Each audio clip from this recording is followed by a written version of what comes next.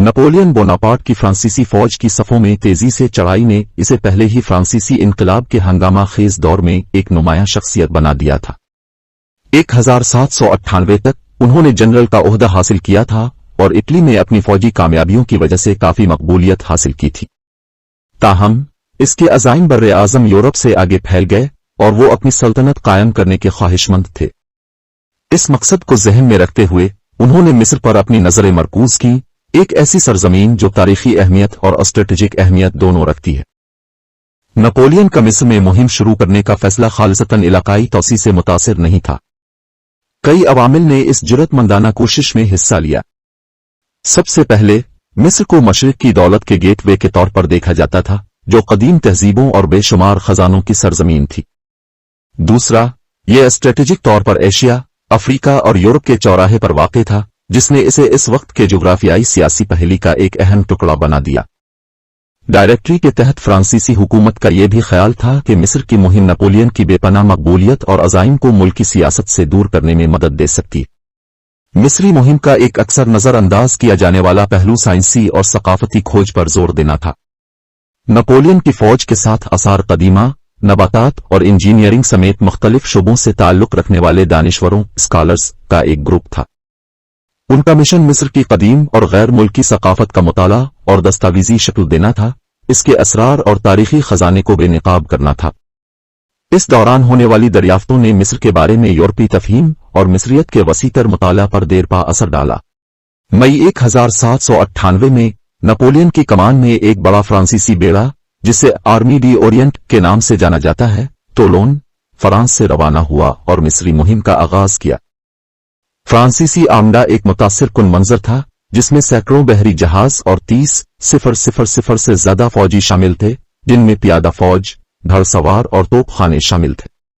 मिस्र का उनका सफर बरतानवी बहरी अफवाज से लड़ने से लेकर सख्त मौसम और लॉजिस्टिक मसाइल से निपटने तक चैलेंजों से भरा हुआ था।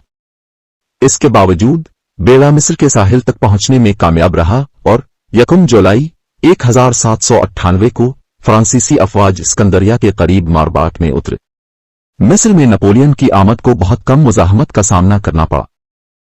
मकामी ममलूक हुक्मरान, जो तवील अरसे से इक्तदार में थे, ने इब्तदाई तौर पर फ्रांसीसी हमला आवरों की बहुत कम मुखालिफत की। ताहम सुकून का यह दौर ज्यादा देर तक नहीं चल सका, क्योंकि नपोलियन की अफवाज ने काहिरा की तरफ अपना मार्च शुरू किया। 21 जुलाई 1798 को फ्रांसीसियों और ममलूकों के माबैन गीजा सतह मुर्तफा के करीब अहराम की लड़ाई में तसादुम हुआ। अहराम की लड़ाई मिस्री मुहिम का एक अहम वाकया है। जदीद हथियारों से लैस नपोलियन की तरबियत याफ्ता और नज़्म व ज़ब्त वाली फौजों ने ममलूक घड़सवारों का सामना किया। फ्रांसीसी फौज की हिकमत अमली और फायर पावर फैसला कुन साबित हुई और वो फातेह बनकर उभरे। ममलूकों को भारी जानी नुकसान उठाना पड़ा और मिस्र में उनकी ताकत शदीद तौर पर कम हो गई। ममलूकों को बड़ी हद तक शिकस्त देने के बाद नपोलियन ने अपनी तवज्जो सिकंदरिया के स्ट्रेटेजिक शहर की तरफ मोड़ दी। मार्च 1799 में फ्रांसीसियों ने शहर का मुहासरा किया, जो सल्तनत उस्मानिया के कंट्रोल में था। मुहासरा कई महीनों तक जारी रहा और इसमें शदीद लड़ाई और बहरी बमबारी शामिल थी। ताहम अगस्त 1799 में फ्रांसीसियों ने आखिरकार शहर पर कब्जा कर लिया, जिससे मिस्र पर अपना कंट्रोल मजीद मजबूत हुआ। इस जंग को दरियाए नील की जंग के नाम से जाना जाएगा और मिस्र में फ्रांसीसी मुहिम के लिए इसके दूर रस नताइज होंगे। बरतानवी चैलेंज। एडमिरल होरेटियो नेल्सन की कमान में बरतानवी शाही बहरिया मिस्र में नपोलियन के मंसूबों को नाकाम बनाने के लिए पुरज़्म थी। अगस्त 1798 में बरतानवी बेड़े ने अबू किर खलीज में फ्रांसीसी आमदा को रोक लिया। इसके नतीजे में दरियाए नील की जंग इस मुहिम का एक अहम लम्हा था। दरियाए नील की जंग एक सफाकाना और सख्त लड़ाई थी। नेल्सन की जदीद हिकमत अमली, जिसमें एक दलेराना और गैर मुतवक्के नुक्ता नजर शामिल था, ने फ्रांसीसियों को हैरान कर दिया। लड़ाई कई घंटों तक जारी रही और दोनों फरीकों को भारी नुकसान उठाना पड़ा। बिलाखिर बरतानवी फातेह बनकर उभरे। फ्रांसीसी बेड़े को काफी नुकसान और जानी नुकसान उठाना पड़ा। दरियाए नील की जंग में शिकस्त नपोलियन की मिस्री मुहिम के लिए एक तबाहकुन धचका था। उसने न सिर्फ फ्रांस के साथ इसका राब्ता मुनक़ते कर दिया, बल्कि मिस्र में उसकी अफवाज को अलग थलग और कमजोर भी छोड़ दिया। मिस्री साहिल पर बरतानवी नाकाबंदी ने फ्रांसीसियों को मजीद अलग थलग कर दिया जिससे बहाली और कुमक मुश्किल हो गई।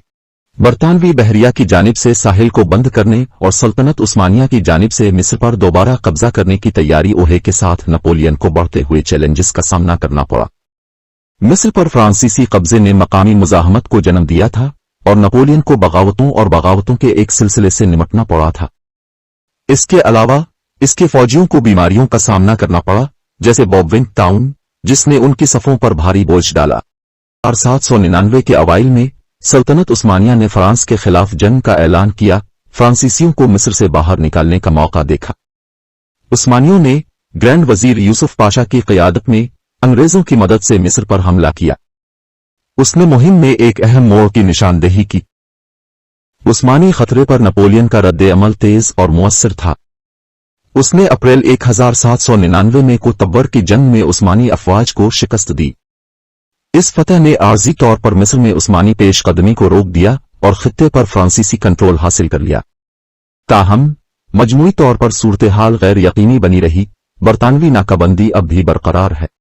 नपोलियन का मिस्र में क़याम कामयाबियों और मसाइब दोनों से इबारत था। उन्होंने मुल्क में मुख्तलिफ इस्लाहात और जदीदकारी की कोशिशों को नाफिज किया, जिसने मिस्र की तरक्की पर देरपा असरात मुरत्तब किए। उनकी मुहिम ने मिस्रियत की तरक्की में भी हिस्सा लिया, जिसमें स्कॉलर्स ने मिस्र की कदीम सकाफत और यादगारों का मुताला और दस्तावेजी शक्ल दी। ताहम जैसे जैसे नए इत्तेहादों के उभरने के साथ यूरोप में सूरत हाल तब्दील हुई, नपोलियन की तवज्जो मिस्र से हट गई।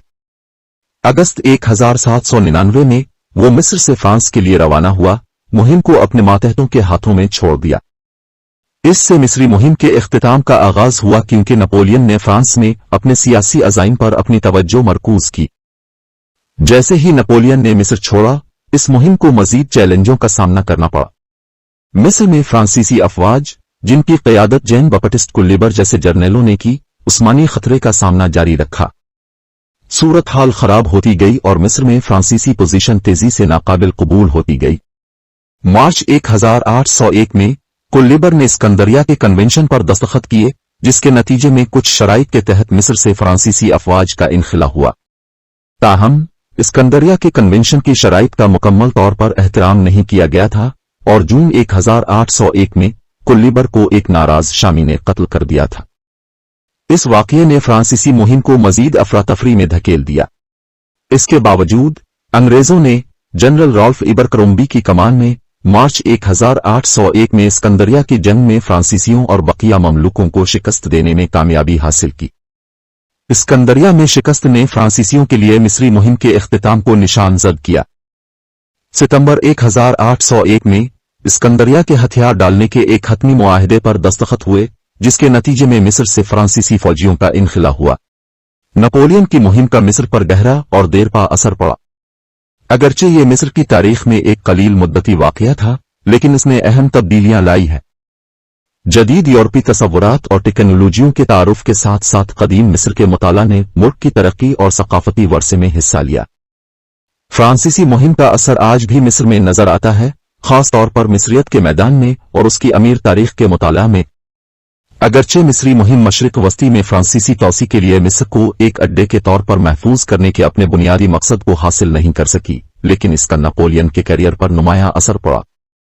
मुहिम की हतमी नाकामी के बावजूद नपोलियन इसे बहादुरी की कहानी में तब्दील करने में कामयाब रहा, जिसने फ्रांस में इसकी मकबूलियत में मजीद इजाफा किया। 1799 में उसने बगावत की और फर्स्ट काउंसिल बन गया, अपनी ताकत को मुस्तहकम किया और बाद में शहंशाह के तौर पर अपने ऐलान के लिए स्टेज तैयार किया। मिस्र में फ्रांसीसी मुहिम के यूरोपी ताकत के तवाज़ुन पर भी वसीतर असरात मरतब हुए। मुहिम के दौरान नपोलियन की यूरोप से गैर मौजूदगी ने इसके दुश्मनों को दोबारा मुत्तहिद होने